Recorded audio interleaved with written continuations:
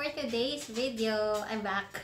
Sobrang tagal kong di nag-upload ng videos. And for today, I'd like to talk about, for me, a very timely topic.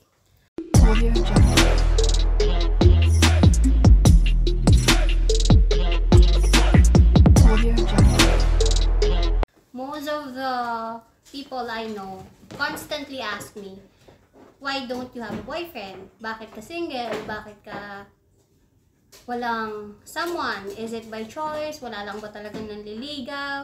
Or nasaktan ka ba? May trauma ka ba? Ano bang problema mo sa buhay? Ba't di ka nagjojowa? So, for me, yes, marami tayong mga traumas. Mga hindi na, yung iba personal. Yung iba naman is just because you have seen the cycle of relationship sa paligid mo and you don't want to be in that position anymore. But, for today's topic, ang i-discuss natin is that what would be the factors wherein you can see na walang future ang relationship. So, ito din yung isa sa mga fears ko. That, you know, I have to go through the same reassessments of things, mga bagay na pagdadaanan mo kasi nga, magjojowa ka at namatayan tayo ng ilaw. So, ayan, buksan natin siya ulit. Anyway, so kung ba't namatay yung ilaw? Ayan. So, one of those is that if there is lack of communication. Communication kasi is really vital sa a relationship eh. Hindi naman to yung sa like romantic relationship lang. It also goes the same way sa other types of relationship like friendship, family, right? Pag may mga issues, you have to really talk about it. I understand that some people may want to just keep quiet kapag nandun na sa heat of the argument or diba, pag may mga hindi magandang iniisip or galit talaga, which is good. Kasi diba, minsan pag nagsasalta din tayo because sobrang high ng emotions, most likely hindi maganda yung outcome. And that is nice. But you have to remember that you still have to talk about the issue itself. Resolve it, talk about it, try to compromise, diba? The second one is that if there is a constant negativity, may mga relationship that, you know, they give each other feedbacks, criticisms, mga panlalait sa isa't isa, you know, to improve each other's appearance, maybe characteristics, attitude, and whatnot. But if it's constantly being negative, like wala nang magandang sinabi, puro na lang negative, instead of you being supportive or encouraging your partner, if it's constantly being negative interaction, negative comments, and whatnot, better to end it na lang. Kasi, mauubos kayong parehas dun sa negative comment. Most likely mag-pile up yung sabi niya ganito, ganyan, ganito. Puro ganun na lang. Walang encouragement, walang support. So, that is one factors that we may say that the relationship doesn't have a future. Another thing is that if there is lack of trust. Most commonly, relationships end because of the constant jealousy, dishonesty, and suspicions. Andiyan naman talaga yan sa relationship, diba? Meron talagang, minsan pagdududa, parang nagsisinungaling siya, parang hindi siya nagsasabi ng totoo. Or may mga pinupuntahan siya na itinatago sa'yo. Talagang magiging suspicious ka, diba? Pero, if that is a constant thing na lagi ka na lang nag-iisip, there is laging dishonesty, you would know eh. Pag nagsisinungaling isang tao, makikita kasi sa eyes, sa actions, you know, yung gestures, yung usual actions niya, yung mata, yung pagsasalita, hindi consistent eh. Nahuhuli talaga ang isda sa sariling bibig. Pag nagsisinungaling, nagiging inconsistent yung information. Minsan nagpapabago-bago. And if it always happens, the relationship niyo, palagi kang suspicious about his actions, palaging may dishonesty, and palagi kanyang binibigyan ng reason to get jealous. Hindi naman because nakipag-usap sa, you know, other gender, different gender is my relationship agad. Actually, hindi na nga different gender kasi we have LGBTQ na, diba? Pero, if there is always a reason for you to get jealous, most likely this is something that you have to end. This relationship doesn't have a future. Kasi if it's constantly like that, hindi siya na-resolve with like once, twice, or thrice, na issue na ganon, hindi siya na-resolve, hindi siya napag-usapan, hindi nagbago. then better to end it. That you have different values, different goals, different cores. Pwede kasing there are two people, you know, who might really love each other, but they have different goals.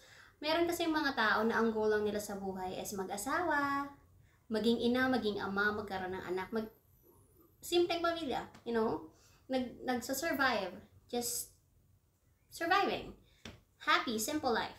But there are people na malaki yung pangarap sa buhay, mataas. Some might say na ambisyosang mga tao. Siguro like me. Ako talaga personally, I don't just dream to have a family, to have a child, a husband, and a simple life. I want a life that I can be proud of. Syempre lahat naman tayo, pero what I meant to say is that stable life, yung if ever mag-aano ko, you know, lahat naman siguro, 'di ba? Gusto natin ibigay yung best, yung parang hindi lang basta yung needs, yung wants. Ambisyosa, sige, ambisyosa ako, ganon. I have experience, you know. Syempre mayroon tayong mga naging partner in life na hindi talaga tugma yung pangarap natin sa buhay. Pwedeng siya o yung partner natin masaya na sila ng simpleng buhay. And then hindi lang maintindihan kung bakit ang OA mo magtrabaho, bakit kailangan mo magpuyat, kailangan mo mag-OT, ba't kailangan mo magpa-good shot sa boss, ba't kailangan mo ma-promote. Parang naka-question ka pa, ba't hindi ka pa ba masaya sa trabaho mo? Kaya naman kitang buhayan. May mga ganong eksena, which is really hindi siya para sa akin. Kasi iba din talaga yung pangarap ko sa buhay. So, ayun, that is one of the factor that the relationship might survive. Yung magkaiba kayo ng core value. Iba kayo ng goals in life. Iba yung reason nyo to thrive. Parang siya happy na siya with this. Ikaw hindi ka happy So, you have to have a partner na, alam mo yung same level of mindset. Same yung goals. Para, alam mo yung magta-thrive kayo into a common goal. And the fifth one is that stagnation, regression. Yung parang parehas kayo na nakikita niyo yung relationship na stuck na. Parehas kayong unhappy. Parang, just like the usual cycle of the relationship.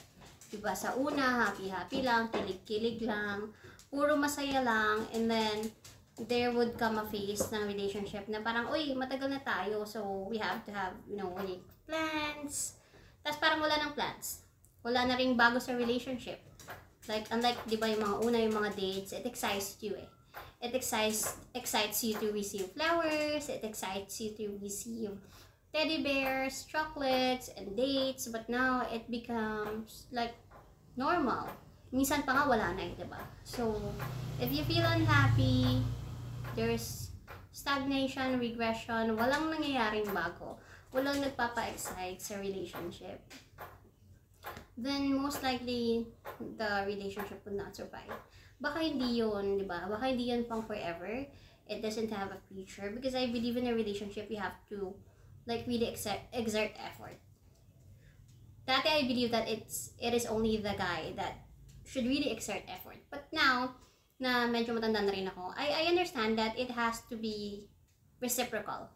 Siyempre, there are times na kailangan din mag-effort ng babae, di ba? Hindi naman din laging lalaki. And millennial na tayo ngayon, di ba? Hindi lang din malalaki ang gagasa. Siyempre, there would be times na yung babae naman din manlilibre. Diyos ko, pag may pera ka naman at sumasahod ka naman, di ba? Try mo naman minsan magpa-Jollibee din. Maramdaman lang din ng other party that it is reciprocated. It doesn't have to be, you know, the same value ng gift, the same amount ng lunch kahapon. Hindi naman yan ganun. But there should be an effort as well. If there's none, if it's stagnant, walang progression, walang bagong nangyayari, walang excitement, wala nang bagong adventure, then most likely, di ba, this is not for you. Kasi, if on the latter part of the relationship, ganun yung nararamdaman mo, unhappy ka na, what more if you commit into marriage? Naku, most likely maghihiwalay talaga kayo. Ganun talaga yung mangyayari doon sa mag-isip-isip na girl. The next one is that if the other party is unwilling to compromise. I believe, ako sa ugali ko siguro dati, lalo naman siguro ngayon, ewan ko, sometimes I'm really not willing to compromise. Parang gusto ko lagi ako masusunod. But I understand that if the time comes na makita ko na talaga yung taong para sa akin, I would compromise. Because relationship works that way. We need to compromise. Siguro may mga practices ako wherein gusto ko ganito, gusto ko ganyan. Pero we have to understand that the other party is hindi siya ganun. Like, if clingy siya, hindi ako clingy, I have to somehow compromise na mapagbigyan yung pagka-clinginess niya sometimes. Or, di ba, we have to compromise na pag sa public ayoko ng ganito, ayoko ng ganyan. Or, pwedeng ma-feel niya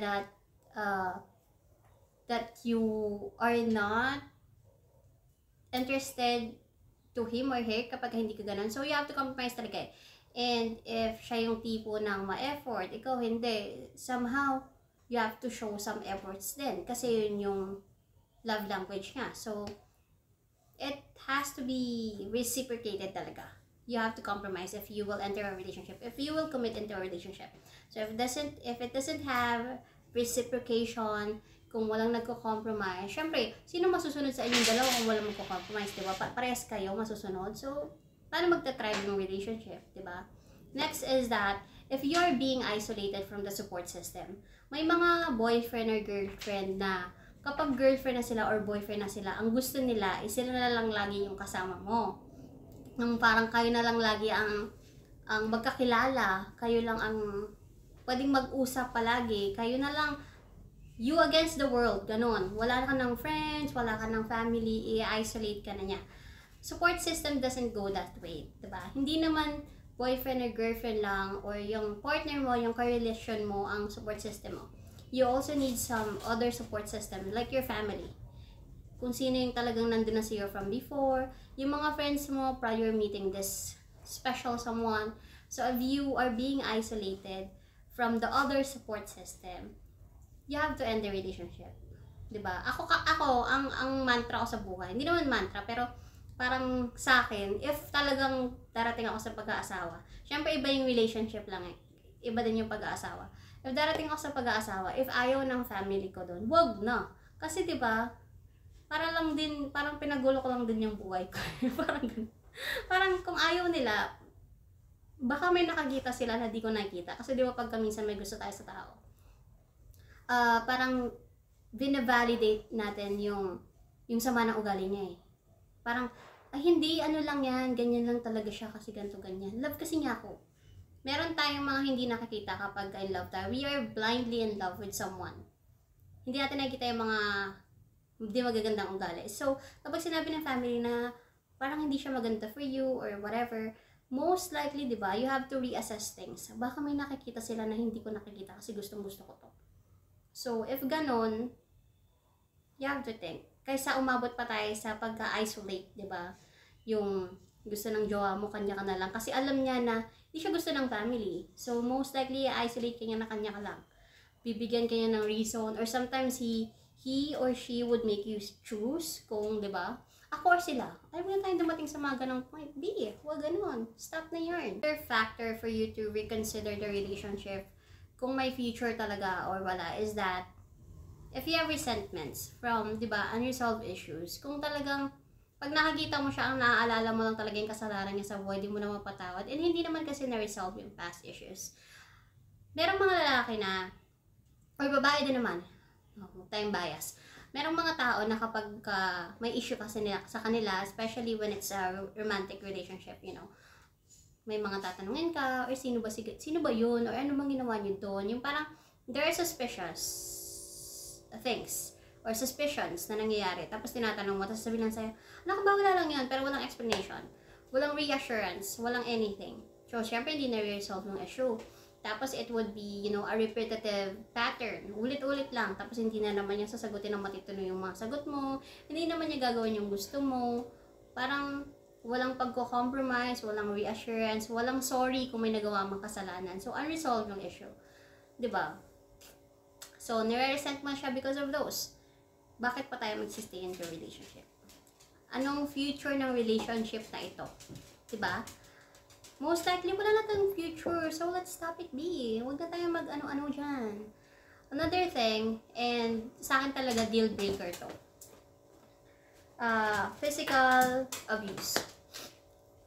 Hindi ko maintindihan kung bakit kailangan manakit Hindi ko nga rin maintindihan yung mga news na murders or rapes sa TVs kasi kung may nagawang kasalanan, parang oo, masama yung loob mo, gusto mong parang pumatay ng tao minsan sa isip mo, pero talagang yung totoong manakit. Bakit? If may kasalanan sa'yo, meron tayong law. If it's demandable, demanda mo, di ba? Hayaan mo siyang pagbayaran yung kasalanan niya if it's really demandable, if it's, against the law. And kung niloko ka naman, anong magagawa natin, di ba? Oo, niloko ka, mali yun. Hindi tama yun. Nangabit, sinaktan ka, nawarak ang puso mo, nawala yung mga pangarap mo. Pero, kapag sinaktan mo ba siya, magiging okay ka ba ulit? Yung sakit ba na naramdaman mo, mawawala? Hindi din naman di ba? Magkakaroon ka pa ng kasalanan sa Diyos, kasalanan sa batas, makukulong ka pa. So, why not just enjoy the pain, let him go? Hindi kanya na gusto hindi na.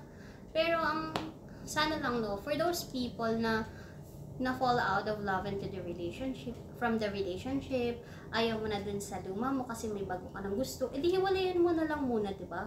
Kaysa naman magdoble-doble ka, ano nga papala natin sa pagdodoble-doble ng jowa?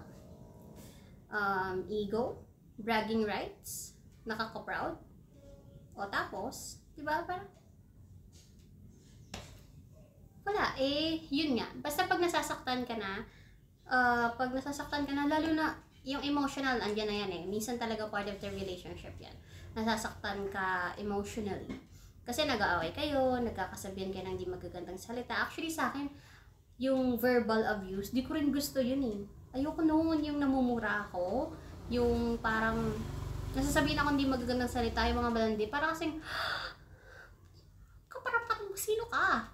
Di mas lalo na yung, di ba, yung physical abuse. So, don't tolerate it. Regardless if lalaki ka or babae ka, hindi rin naman dapat sinasaktan yung mga lalaki. Meron din naman, di ba, yung mga pasimpleng bata, mga biruan, pero yung totoong saktan talaga, yung bubugin, parang, no. Kung nandiyon na kayo sa part ng relationship niya, di ba, latter part of the relationship, matagal na kayo, sige, nagsasakitan, kailangan pag matagal, nagsasakitan na. Tsaka isipin mo, di ba, if in relationship pa lang kayo ganun na, what more pagka nag-commit na kayo into marriage, di ba? So, no. Walang future ang ganyang relationship. Next one is yung unbalanced efforts. Parang isa na lang yung laging nag-e-effort. Kahit ako kung ako, parang ako na lang yung laging nag-e-effort para makita tayo. Ako yung nagpapasaya sa'yo through gifts, or surprises, or dates. Or ako na lang lagi nag-encourage sa'yo, ako na lang lagi nagsusupport. Pero ikaw parang disengage ka naman. Wala ka namang pakialam sa akin. Hindi ko rin yung tolerate, Ayoko na nga. Parang nakakababa siya ng self-esteem. Nakakapanlungo na parang ikaw lang yung nagmamahal. So B, kapag gano'n, stop it na. No, walang future yan. Next is that, if there are repetitive actions na, or patterns, diba? Yung mga tao na, well, based in personal experience, been there, done that, Yung parang naghiwalay kayo, balikan, hiwalay, balikan. Walang stability yung relationship Parang it donates instability sa relationship. So bakit pa natin to itutuloy-tuloy, 'di ba? As in ang future natin, lagi tayong ganon. Wala tayong assurance sa isa't isa. Be it yung babae lang yung lagi nakikipaghiwalay, or yung lalaki lang, or both, 'di ba? Walang stability. Walang firm grasp doon sa relationship. Parang anytime pwedeng mawala. So what more if, 'di ba? Tumagal pa. Magpunta pa to ng marriage. Wala. And the next one is that if you lost independence. Yung parang gusto ng other party, siya lang lagi nagde-decide. Like, hindi ka pwedeng pumunta sa ganito. Ayoko. Or, ako magde-decide kung anong susuotin mo, kung kailan ka aalis, sino kasama mo. Nanay yarn. Diba parang, sa akin, I understand that when you enter a relationship, there should be some kind of respect. Parang sasabihin mo sa kanya yung mga gagawin mo, pero it doesn't mean na dapat nagpapaalam ka. Na dapat siya yung magsasabi kung pupunta ka dun or hindi, kung gagawin mo to or hindi. Sasabihin mo lang because you respect that you are in a relationship, that he has or she has to know kung ano yung gagawin mo, kung ano yung step of actions mo. Maybe, di ba, baka kasi affected din siya dun sa action na yon. Baka kasi he'll need to take part or baka kasi it will affect him in whatever case maybe. Parang respect lang that pinapaalam mo sa kanya na, uy, sa ano pala ako magka-college, ganun. Baka naman kasi gusto niya kasama kapag college, or baka naman may usapan kasi kayo before that you go into the same college, just biglang nagbago, di ba? You have to let him know, but that doesn't mean na nagpapaalam ka. Ako dati napaka-sarcastic kapag ginaganyan ako ng jowa ko dati.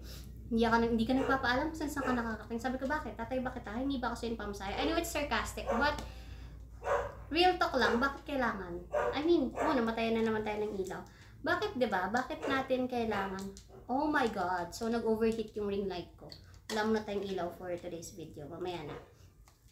So, bakit nga, diba? Bakit kailangan magpaalam? Bibigyan niya ba tayong pamasahin? Siya ba ang dating nanay at tatay? Hindi naman. Respeto lang talaga siguro to let the other party know kung anong gagawin, saan pupunta. And, updates. Siguro, yun lang. It denotes respect sa other party, but that doesn't mean again that you have to let him decide for your life. Ayan, we will continue with our last pointer kahit wala na tayong ilaw dahil nag-overheat yung ring light ko. Last is that if there is no future plan, relationship evolves eh. It will be successful only and only if there are plans. Be it would be for the present plan to prosper the relationship in the present, to resolve the current issues, or to resolve the past issues, or a plan in the future. Because what is the essence of dating nga ba? The essence of dating is to marry, di ba? To go through marriage. Yun naman bakit ba tayo naghahanap ng taong compatible sa atin? Bakit ba tayo nagtatry na i-check yung certain compatibility ng isang tao sa atin? Kasi nga, we want to go to marriage. We want that to, parang that relationship to prosper, to be successful, na magkaroon din tayo ng family just like how our parents, did it when they were younger. They test kung compatible sa kanila sa taong to. They gotten into relationship. They have decided to create a family. They have decided to go to marriage, diba? Parang dapat naman din talaga, diba? Everyone date to marry. Hindi naman to date just for the sake of dating someone, just for the sake of masabi na may boyfriend or girlfriend ka. So you have to take note of the signs if you think that your current relationship is currently struggling, and you can see that the signs is present. Most likely, diba, you have to again reassess and think twice. Ito ba yung relationship na gusto ko hanggang pagtanda ko? Kaya ko ba na ganito ng ganito hanggang forever? Well, you have to think twice. And yun lang for today's video. Thank you so much for watching. Guys, huwag tayong magjowa just for the sake of may masabi na may jowa tayo. Yung present times natin sobrang tatalino na ng mga tao. Based on analytics marami ng 30s, 40s na hindi pa nag-aasawa because they are assessing life Hindi naman para lang masabing you follow the norms, nag-asawa ka ng gantong age. You have to make sure that you're ready. Physically, mentally, financially, emotionally, psychologically. Maraming factors na dapat i-consider, and hindi naman natin nakikita talaga yung ugali ng partner natin in just 1 year, 2 years. Actually, dapat matagal talaga but it depends din naman. If you think you're ready, and if you think you have seen enough of your partner and kaya mo naman i-handle ang ugali, nagkakasundo kayo, edi push. But again, if you see the signs that I have mentioned, my God, VSSB, wag basta-basta padalos-dalos at wag magpakasal lang basta-basta. Yun lang. Thank you for watching. Like, subscribe, comment. Bye!